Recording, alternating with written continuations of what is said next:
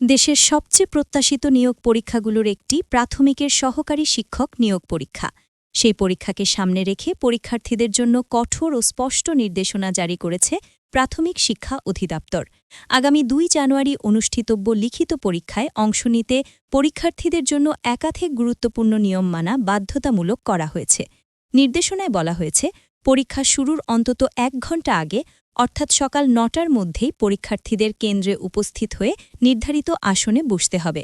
পরীক্ষা শুরুর ৩০ মিনিট আগে কেন্দ্রের সব প্রবেশপথ বন্ধ করে দেওয়া হবে। নির্ধারিত সময়ের পর কোনো পরীক্ষার্থীকে কেন্দ্রে প্রবেশের সুযোগ দেওয়া হবে না। এই বিষয়ে থাকবে জিরো টলারেন্স।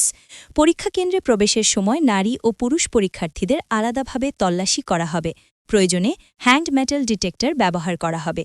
ব্লুটুথ বা অন্য কোনো ইলেকট্রনিক ডিভাইস শনাক্ত করতে পরীক্ষার্থীদের উভয় কান উন্মুক্ত রাখতে হবে।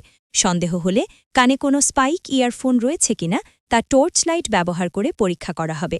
নির্দেশনায় স্পষ্টভাবে বলা হয়েছে, পরীক্ষা কেন্দ্রে mobile phone, calculator, smart watch, যে কোনো ধরনের ঘড়ি, ভ্যানিটি ব্যাগ, পার্স কিংবা কোনো ইলেকট্রনিক ডিভাইস সম্পূর্ণ নিষিদ্ধ। এসব সামগ্রী সঙ্গে বহন করলে তাৎক্ষণিক বহিষ্কারসহ আইনগত ব্যবস্থা নেওয়া হবে। পরীক্ষার্থীদের একটি ওএমআর শিট সরবরাহ করা হবে, যা অবশ্যই কালো বলপয়েন্ট কলম দিয়ে পূরণ করতে হবে। পেন্সিল ব্যবহার করলে উত্তরপত্র বাতিল বলে গণ্য হবে। পরীক্ষা শেষে প্রশ্নপত্র ও ওএমআর শিট দুটোই কেন্দ্রের পরিদর্শকের কাছে জমা দিতে হবে। কোনো পরীক্ষার্থী প্রশ্নপত্র সঙ্গে দিয়ে যেতে পারবেন না।